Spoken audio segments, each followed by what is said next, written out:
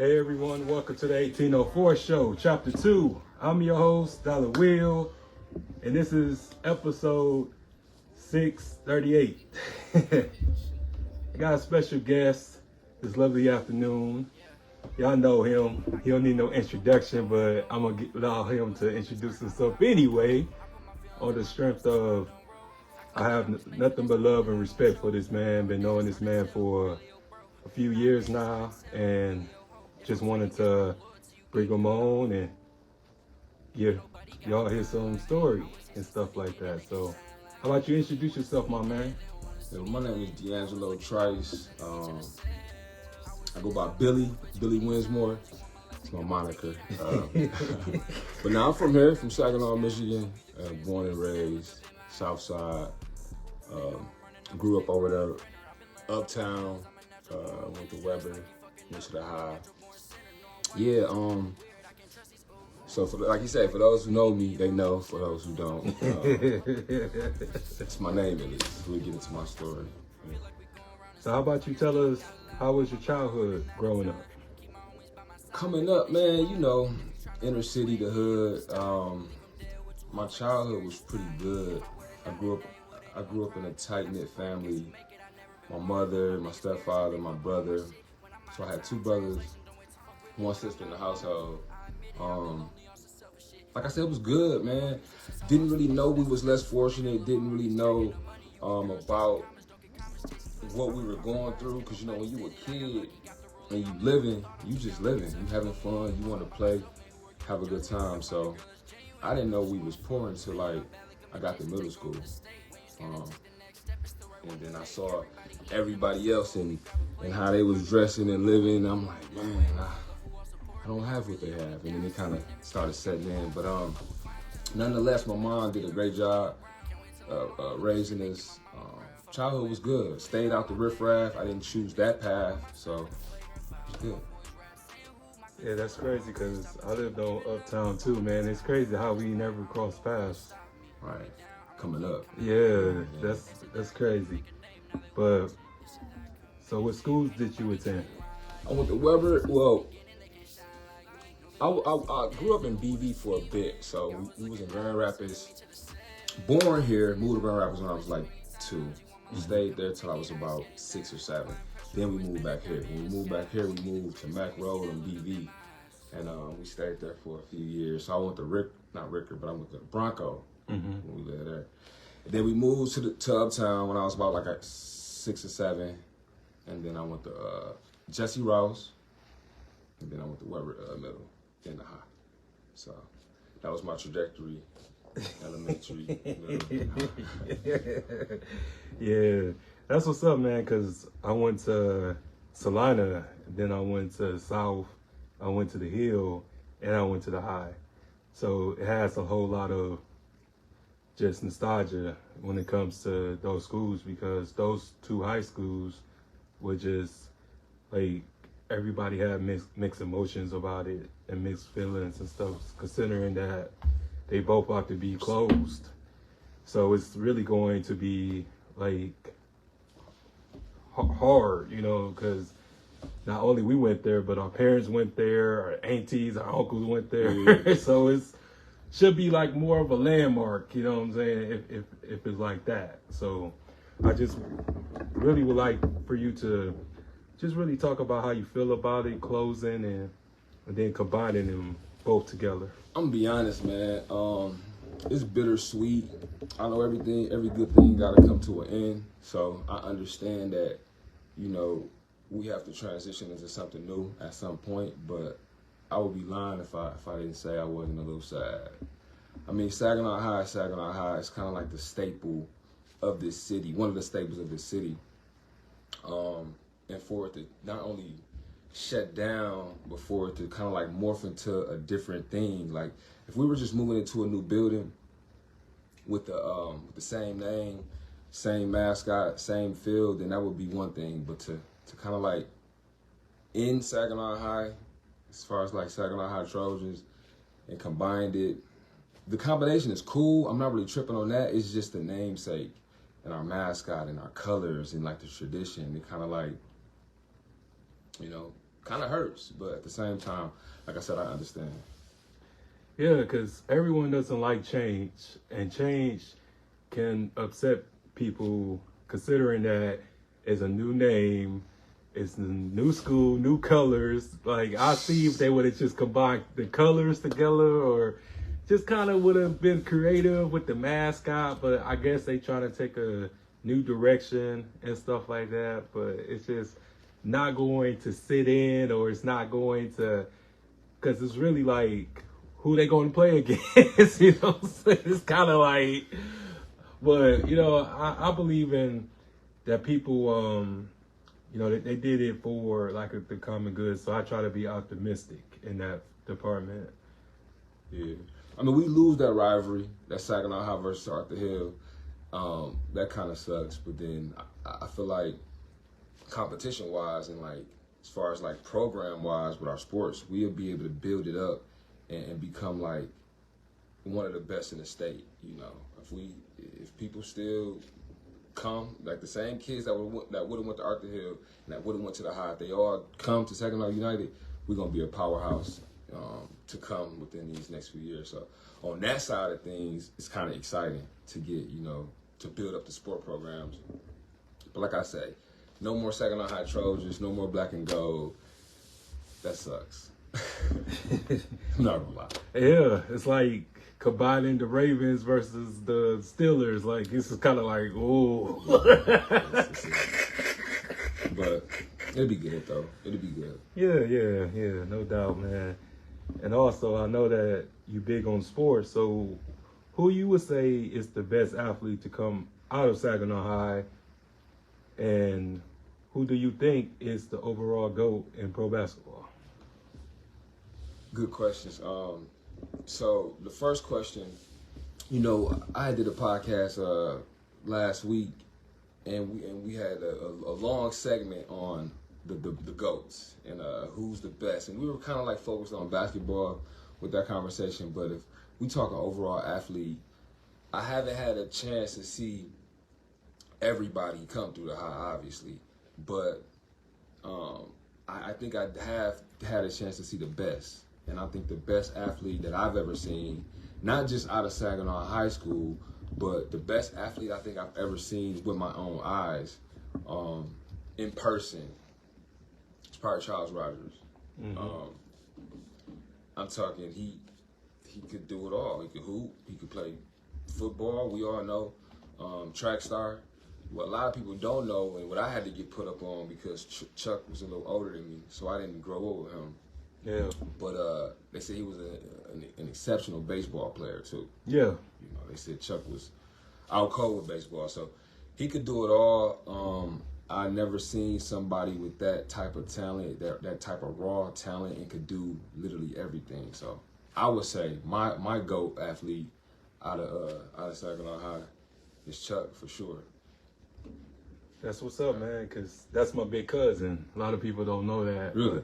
Yeah, we have the same, well, his dad is pretty much my father's brother, like little brothers. So we like first cousins.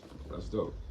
Yeah, he goated. Chuck goated for sure. Oh, no doubt. And to me, to be a family member of his, it was an honor. You know, I just never told anybody because I wanted to have my own thing or wanted to have my own legacy and stuff, but I used to watch him run and stuff. I'd be like, dang, he fast, but I didn't understood his legacy like that. I didn't understood his how he meant to everybody else, because he was like big and cocky all the time. We were like, yeah, I'm this, I'm that, but he always walking like he talking though. But he just get on my nerves and stuff like that.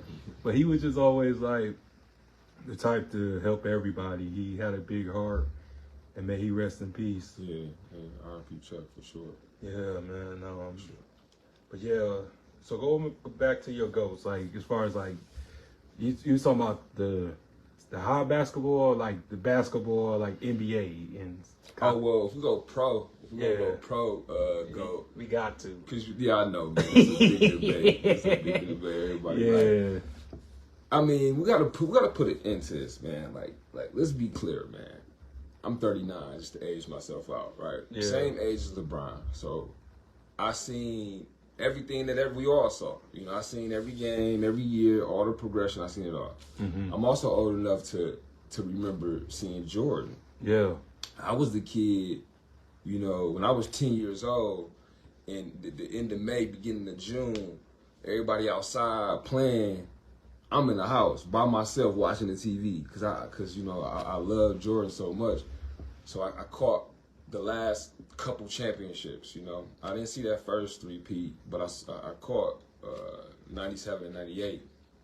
Really 96, 97, 98. Mm-hmm. So I feel like I got a good gauge to see the eye test, and then just to see where the league was at then to where it's at now. And Jordan's the GOAT, man. I mean, you can't really debate it. LeBron numbers are there. He's basically stat padding at this point. The game has changed so much from you can't hand check. There's no defense. I mean, you blow on them hard enough, pause, you feel me, they're going to call the foul. So it's like the game was much different when Jordan played. And it's a crazy stat that's out there. There's only one player that's led to, like, what's the sweep? The sweep is MVP, first team all defense, finals MVP, championship. So he's the best offensive player, made first team best defensive player, won the regular season MVP, and won the finals MVP. It's been done 4 times in the league history. It's been done 4 times. Jordan did it all 4 times. Mm-hmm. So nobody else has done that. You know, be one of the 5 top defensive players, be the best offensive player, win the MVP in the regular season, go win the championship, and then win the MVP in the championship. It's only been done 4 times, and the same person did it, so that lets you know right there that he's the GOAT. He has to be the GOAT. Like, he just has to be. Oh, no doubt. And it's crazy because when I say this, people think I'm crazy, but Allen Iverson, my GOAT, though. I love just his highlights and his speed alone was just unmatched. Like, if you ever saw him run down court, man, nobody was catching him like that. Hey, that's crazy, though, because Allen Iverson's actually my favorite player. You know, he's my favorite player of all time. Jordan is just my GOAT. He's just the GOAT. I feel like, you know, he's the greatest basketball player. And I think Iverson would say that, too. Like, if you ask, I just saw him on the Big podcast with Shaq. Yeah. And he said the same thing, like, Jordan is his GOAT. Oh, yeah. It was just, like, amazing because just the way that he came into the league, you know, with the braids, with the tattoos, and the way he dressed, because everybody was very conservative, but he was very liberal. And they even created the dress code for him and stuff like that. But yeah, he changed the game for sure. Yeah, really revolutionized it, and just one hell of a story. Like, just to go from prison to Georgetown to the NBA, #1 overall pick, man, that's amazing, bro. I don't think anybody has that, in my opinion. But yeah, man, I just wanted to ask you also, is you have any predictions who will win the NBA title this year? At this point, man, it's open. I don't have a clear cut pick. I'm leaning. I like the Clippers. I'm not gonna lie, I like the Clippers. I do. I like the Clippers because they're built for playoff basketball. You know, if you look at the players that they have, they got good perimeter defense. Mm-hmm. They got good interior defense, and then they got scorers. Kawhi can get his by himself. Paul George can get his by himself. James Harden can get his by himself. I know it's not a popular pick, but I mean, I like them. I mean, OKC, I don't know if they could go all the way and win it all, but they got a really nice young team. Minnesota, these are all teams that no one is expecting to be there or to win it. But I like those 3 teams, and those are all in the West. As far as the East, you know, Bucks will be there. Miami always find their way there. Mm-hmm.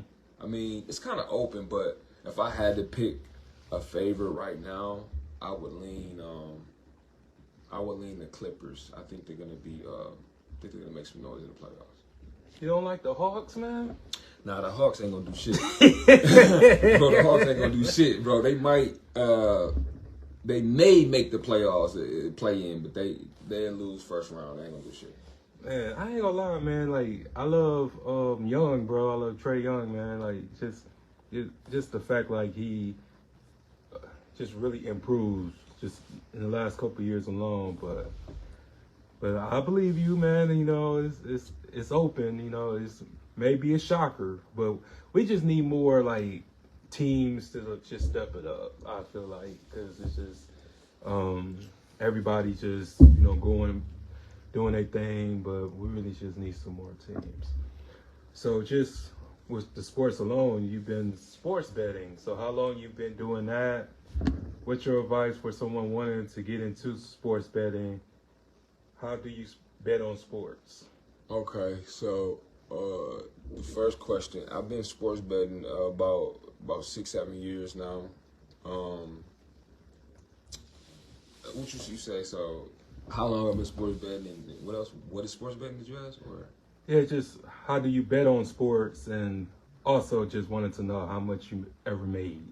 Oh, okay. Well, it's a lot of ways to bet on sports, right? So you can bet in different ways. You can bet who gonna win. You can bet by how much they're gonna win by. You can bet player props with how much they're gonna score, how many rebounds. If you're doing football, how many yards. Like, think of any way to possibly bet, and you can bet it, right? So so what to bet on is unlimited things. Like, you can bet anything in a contest.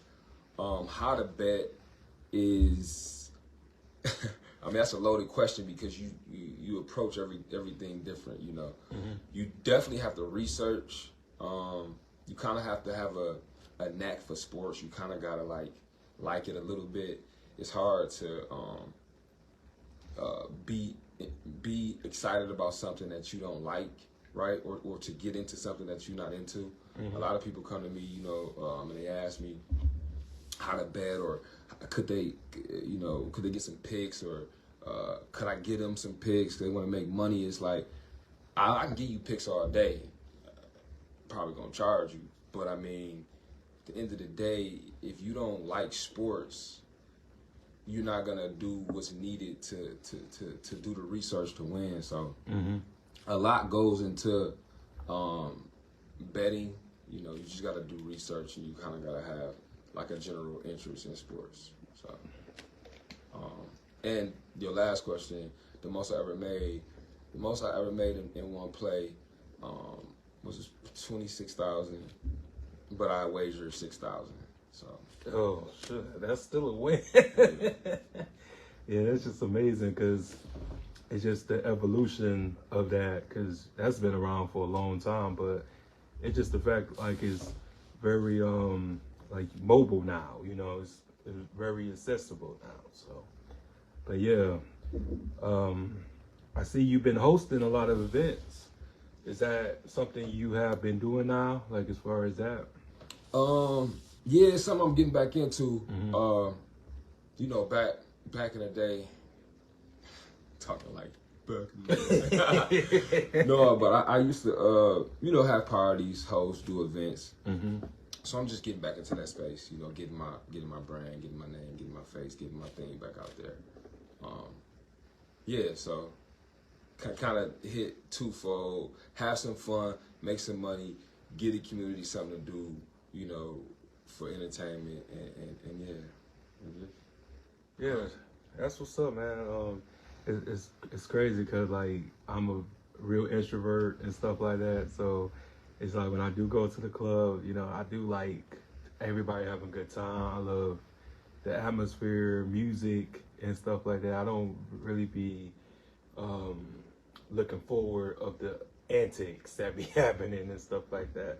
So I just, you know that, you know, you operate on a different frequency and stuff. And just for the record, y'all can go to his events and have fun. Ain't nothing went down because he gonna have all that together. So for sure. You don't gotta worry about for nothing. sure. And you know, things happen. You know, some people have disagreements. like the last event, you know, it was a little scuffle in there for a couple seconds, but you know, security got on it. They rectified the situation. Nothing happened. The music didn't stop. We kept it moving, and it was good. So we definitely want to keep the vibes high. Whenever I'm involved with anything or attach my name to anything, you know, safety is paramount, and the primary thing is to have fun, man. Have fun, enjoy each other, get in safe, get home safe.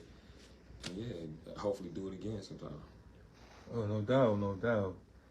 Do you have any advice for young men or women when it comes to dating and the relationships? That shit loaded. I mean, shit, at the end of the day, be patient. We gotta be patient, ask the right questions. Don't be so quick to just jump into the situation because you like him or her. Vet, become friends, like vibe out with a person, try to like, get to know them, because the thing about relationships, especially like romantic relationships, you know, if you skip steps or if you go too fast, then you'll miss who that person is, or that person will intentionally like shield who they are just to get whatever they want, you know.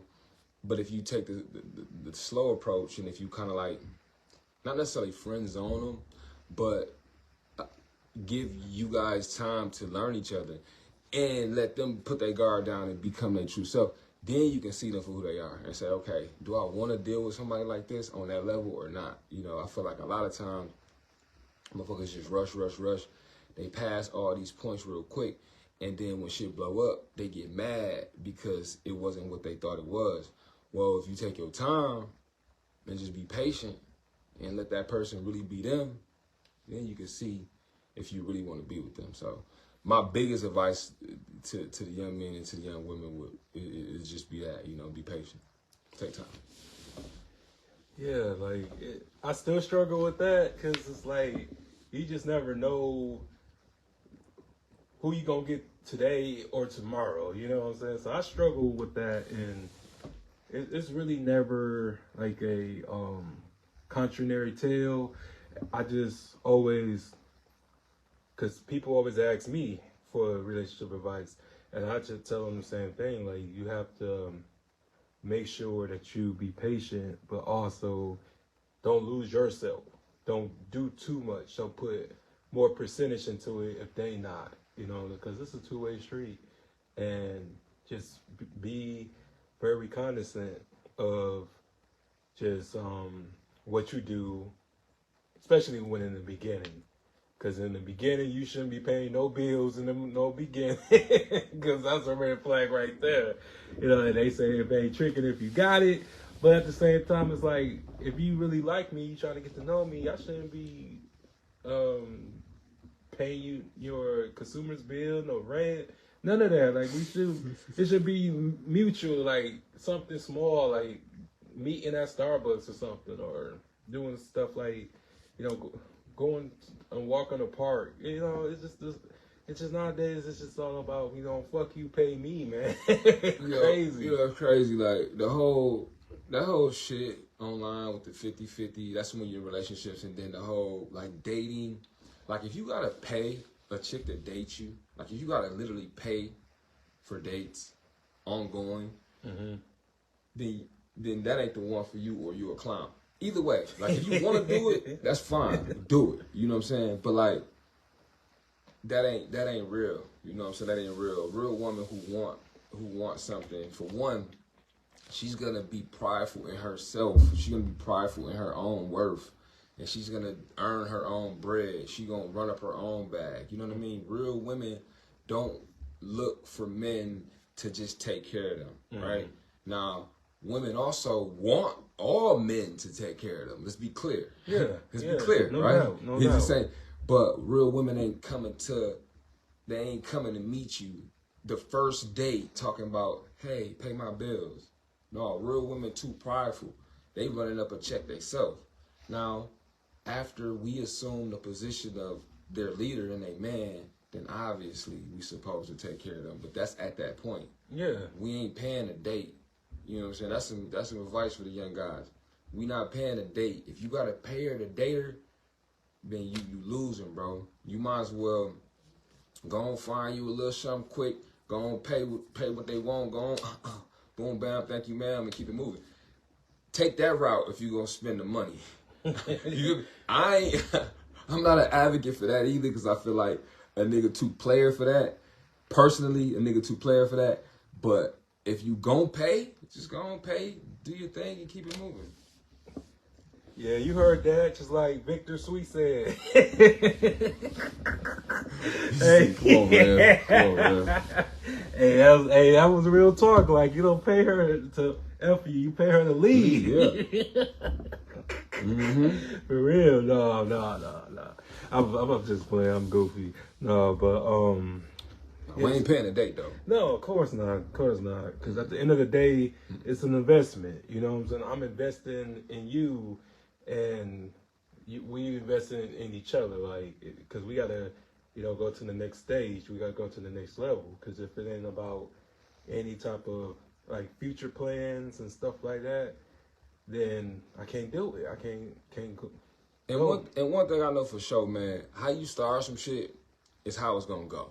Yeah. If I start this shit off by just giving you money, paying your bills, taking care of you, then that's what you're gonna expect, and that's what I'm showing you that I'm willing to do. I'm not willing to do none of that off top. No. You feel me? I don't give a fuck how much money I got. I don't care what position I'm in. It's just not. I'm not no sucker. You're not gonna get me. No. I do believe that men, we take care of what we love. I believe it. It don't matter how much we got or how little we have. If we love you or it, we're going to take care of it the best way we can. So women got to keep that in mind. Like, just because he not coming with the bread and trying to pay and give you money, that don't mean he don't, he don't have it or he don't fuck with you. You just have to, you got to earn that shit at the end of the day. For sure. Because I'm all about testing someone and stuff. But yeah, man, let's get off of this topic before we get hurt over here. Nah, I mean, hey, look, they say the truth hurts. Yeah, it does. I mean, I ain't gonna lie. Yeah, I mean, it's just, they never really ask us how we think or how we feel about these type of things, but they just think that we just be speaking on the other side of our necks. But a lot of us feel this way, but we just afraid to say it a lot of times. But me, I'm very vocal, I'm very outspoken, and I just let everybody know where I stand. You can either take it or leave it. I mean, one thing women gotta understand is this, bro. Mm-hmm. They gotta understand that most men, and when I say most, I mean like, all right, Rev, appreciate you. Most men, we want to take care of everything. You know, most men are generous. Like, by nature, we are protectors. By nature, we want to look out. We want to make sure everybody's good. Now, everybody's situation is different, so some people don't have the means to do that. You know what I mean? But if we could, we would. And those who are in position do. They do. Women just got to understand that everything fall back on us as men. We got to provide, we got to do this, we got to do that, we got to do this, everything is like, so it's like, a lot of men feel like, who care about us, who care about our emotions, who care about our feelings. I don't necessarily feel like that, because I'm going to make sure I'm good. I don't look to others to make me feel a certain way. I know that men can't make excuses. We got to make shit happen. So that's what I do. But y'all got to be mindful of that. Be mindful of the men who can't do it. Be mindful of the men that's struggling. Be mindful of the men that don't have that shit together. Like, have grace for them. Like, have grace for them, because a lot is put on our shoulders. You know what I mean? And then when you at the bottom, when you don't got shit, and you a man, and you got responsibilities that you can't take care of, like, that's a lot. That'll make a nigga say, fuck it. You know what I'm saying? And go all the way left. So have some grace. And just know it's a lot. It's a lot for men. But real men don't make excuses though. No. We just make shit happen. Yeah. Yeah. And it just have empathy, like, as well. Just some grace. That's all. Just a little grace. Just a little grace. I agree with you, man. And what about music? What are some artists that you listening to right now? Music, man. I've been on my Detroit kick crazy, bro. That's all I've been fucking with, just the Detroit sound. Peasy, Babyface, Dame Dot, he one of my favorites. Yeah, it's just really all Detroit shit, to be for real. T Grizzly dropped some new shit not too long ago. Yeah, man. Yeah. That's what's up. So like from the music back in the day and stuff, who was the artists that you enjoyed and what kind of impact they had on you? Well, coming up, you know, when you young, you listen to music, you're influenced. Some of my bigger influences was DMX, Nas, Cash Money, No Limit. I mean Jay-Z to an extent. Yeah. Lil Wayne, of course. Lil Wayne is probably my favorite. He's probably my favorite rapper of all time. Wayne. Yeah. Biggest influences, yeah, I would say. Those artists. That's what's up. That's what's up. And do you kind of feel as if hip hop is slowly declining or it's evolving and stuff? I believe it's evolving. The thing about it is anything that make money, especially here in America, like they kind of push it. They push the envelope of whatever that is to make more money. The music is not going anywhere. Creativity is not going anywhere. The ability for people to make music and share it with the world, you know, that's as efficient as it's ever been. So I don't think people are gonna stop doing it. I think it's growing. I think it's a lot more music, and it's a lot of things that you have to kind of like weave through to get to the gems.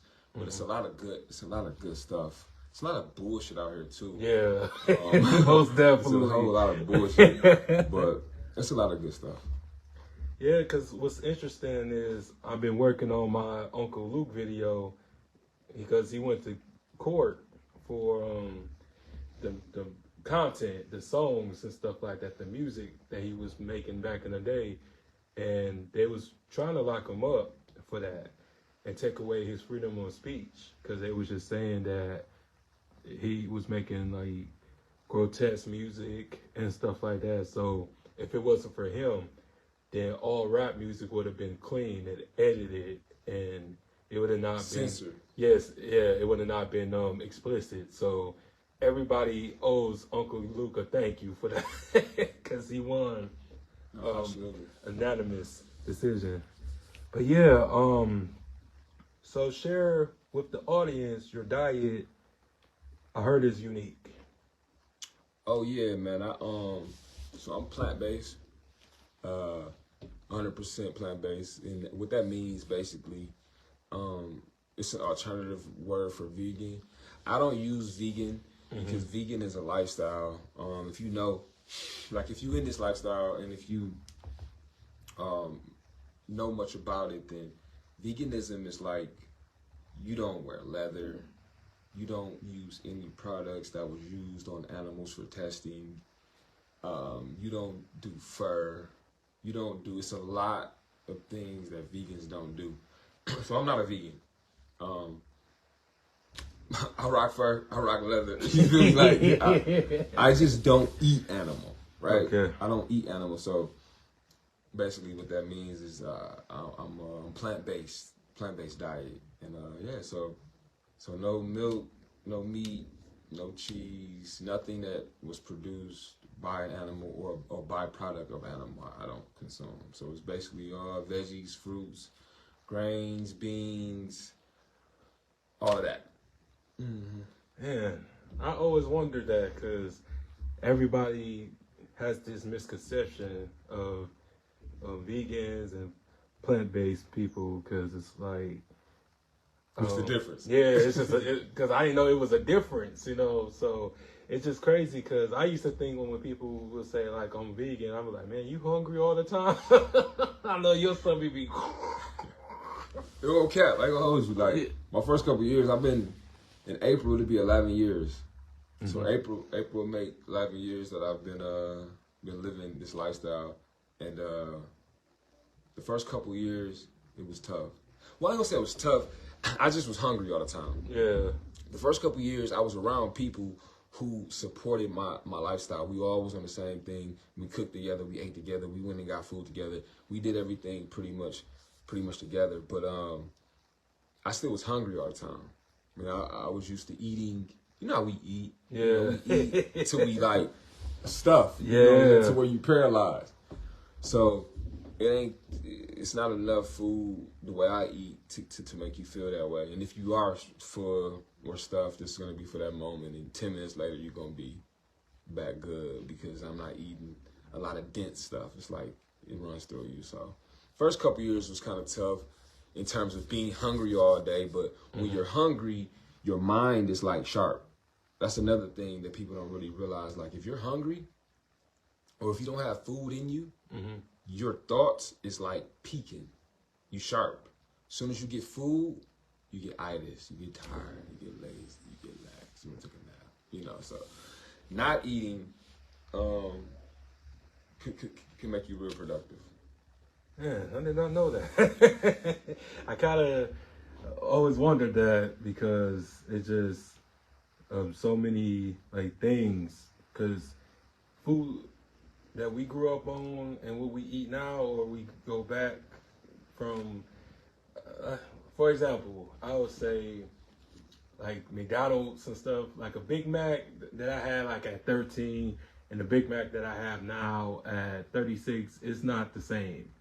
And I haven't even touched McDonald's in a while, but what I'm saying is like, it's just things are really deteriorating, or it's like they put in like more stuff into like food and GMOs out here. So that's why I've been really careful about what I eat and stuff like that now. So do you have any advice for beginners who wants to change into that lifestyle? Like what kind of tips for them to have? Or yeah, so firstly, like, I mean, not to get too deep because that could be a whole another podcast in itself. But when we're talking about the powers that be and their plan to kind of like have the control on society and to have control on us, is directly connected to like what we eat, what we drink, what we see, what we hear.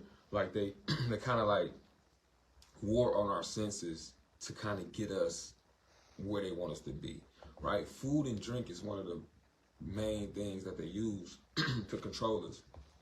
So of course they're not gonna promote the healthy things. They're not going to provide healthy alternatives. They're gonna give you the bullshit. They're gonna give you the toxic, the chemicals. They want to keep our psyche and our spirit and our mind crossed. They don't want us synced in, unified. They don't want us calm. They don't want us coming together using love and energy. They don't want that. So they attack us through food and drink. So the first thing I would tell people is to stop eating dead anything, right? Like try to wean yourself off of anything that has blood, because we're not really built for that. And I know a lot of people, they love their chicken, they love their steak, their pork, they love these things. But once you realize that these same things hurt you more than they help you, you'll probably start looking for alternate routes. Like it's crazy, like the stats on millionaires and billionaires, like 95% of the world's billionaires are vegan and vegetarian. Why is that? Just think about it. Why, as you go up spiritually and as you go up, your diet changes. Why? Why is the president and the CEO of Hillshire Farms, the meat companies, these multi-billion-dollar meat companies, why don't them and their family eat meat? Why are they all vegan? But they make the meat for all of us. Why? Why are they vegan? Because they know, you are what you eat. You're gonna become whatever it is that you put in your body. So if you're eating something dead, something low vibration, then you're gonna ultimately be dead and have low vibration. Like, what sense does it make to eat something dead to nourish a living body? Everything about us is living. If we get a cut, the scab gonna form. Once it's healed, that shit gonna fall off. You feel me? We got dead hair falling out, dead skin falling off. Everything that's dead leaves our body. So why would we put something dead into our body to nourish it? It doesn't make sense. Yeah, because it's crazy, because we come from vegetarians and plant-based people, like, because our ancestors before this country was colonized was vegetarians, and I would say that, like, the only exception of meat was buffalo, but they weren't eating cows, they weren't eating chickens like that, because I really just do my research and stuff like that, and just majority of, like, Aboriginal people were fit, like, they strong, and was ripped up. Yeah. So it's just crazy, man. Just when you really go back and read these things, and I always wanted to ask you, man, like, what was the thing that got you on your journey, like got you on your path? Because we all have an origin story as far as our awakening. Like, what was the awakening for you? Well, that's a great question. This was back in 2011, 2012 time frame, but it came about before that. Like, I just had a lot of questions, man. I had a lot of questions.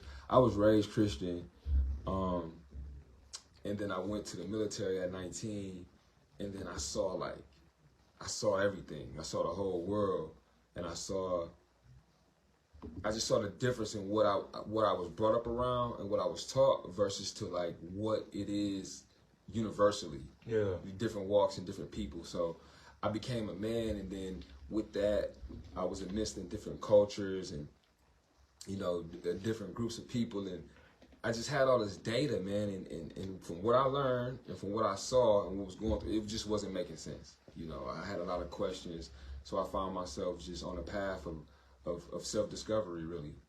And in that, I stopped a lot of things. I found myself in Chicago. I stopped eating meat. I stopped smoking. I stopped drinking. I even stopped listening to music with words. Like, I did this whole, I guess you could say, cleansing, or I don't know, this reset. Yeah. And just trying to find myself, trying to figure out how I'm feeling and what I'm thinking ain't matching up, or from the things I'm being told and the things I'm thinking and feeling isn't matching up. I had a problem with that, so I wanted to get to those answers, and I was taught to get to the answers, you had to go within. So I let all that shit go, and got to some answers that I was looking for. And then when I slowly started implementing things back into my life, like music, and food, and drugs, yeah, weed for real. Yeah. Food wasn't one of them. Like, I didn't pick meat back up. I was messing with cheese, and I was doing the dairy products for a minute, but then I let that go too after a while. So yeah, because I found that what you put in your body, because we eating and we drinking all day. We eating and we drinking all day. So that, along with your thoughts, those are the two most important things, man. Like, your thoughts that you put into your brain, because your thoughts create your feelings create your action. Your action creates your reality, right? So your thoughts is very, very, very important. But what you eat and what you put into your body, not just what you eat, but what you drink, smoke, shoot, whatever you do, whatever you put into your body, it also creates thoughts for you. It creates feelings. So Yeah, I hope that answers the question. But that's what started me onto my path. I was looking for answers. So yeah. Yeah, that's what's up. And I tell everyone who's is in a dark place, it's just to make sure that you don't stay in your routine. Like learn something new, learn a new hobby, or just start going off for a walk. Cause walking helps me think a lot and stuff. And it's just we was walking people at once upon a time ago. So walking really don't really like bother me, but it just allowed me to collect my thoughts. It allowed me to think of like my next move and allow me to be grateful for just the road that I had to travel. And because it's just really important that you do something that you don't ever think you would do, or you just pick up a new hobby, because anything that you do new is just enrich. Like you just be so at this point in your life that you be just humbled. It's a humbling experience when you do something new, man. And just with this show, man, this show saved my life. This show really gave me purpose. It gave me confidence, because I didn't know how to talk to people before, but I'm the best salesman ever. Like, I make this show believable. And I just tell everybody, like, when you stay in that routine, you wasting so much time that you can't get back. You know, that bag that you think you're getting, or that validation that you're getting, it's nothing like when you put something into yourself, when you put back into yourself, as I say, man. And it's been such a great journey for me. And I tell everybody, I ain't did anything. It was God. It was the ancestors. It was the universe. But God made all this possible. Yeah, 100%, man. And I want to say, yeah, man, I see you. And congrats on all the success and everything. I remember when you started the show. I remember when you, I remember when it was a thought. Like, we talked about it, like, you know, I want to do this podcast. Do it, you know. And yeah. You know, anything in life, you're going to have growing pains. You're going to have doubters. You're going to have naysayers. You're going to have people who basically preying on your downfall. But if you keep going and if you keep doing it, it's going to work. The only time it won't work is when you stop. So, yeah, man, congrats on everything you're doing, man. I see you. Man, thank you, man. Like I said, I always wanted you to come up on here. We tried before, but it just didn't work out. Yeah, we did a little something. But, you know, we have to get together again, man. And yeah, no doubt, man. You always welcome to come on, man. Just let me know. For sure. So you have any final thoughts or last remarks or whatever? Nah, man. Everybody just tap in with me. I'm hitting y'all with something every month. We're gonna get to it, man. We just going up. You know, I represent the people, and I represent winning. You know, if you follow me, you know that's what I speak on. I speak of winning and just getting to it, becoming a better version of yourself. Don't put too much pressure on yourself. You gotta laugh, you gotta have fun, and get shit done. Have grace for each other, you know, and just win. That's it, just win. And winning don't always means somebody gotta lose. Like, for you to win, that don't mean somebody else gotta lose. Like, everybody could win. Winning is doing something that you know you've been thinking about doing for 7 months but ain't done yet. Winning is going to the gym. I don't give a fuck if you in there for 12 minutes and you run a half a mile or you walk a half a mile. That's winning. Like just win. Just figure out a way to add to yourself every day and to get better. So. That's what's up, man. Well, we gonna end this episode. Thanks again for Mr. Trice for coming up on the show, and make sure y'all follow the YouTube channel, the 1804 Show Chapter 2. Hit that like button, and if you want to donate to Cash App $1804 Show. All right, we out. Peace. Peace.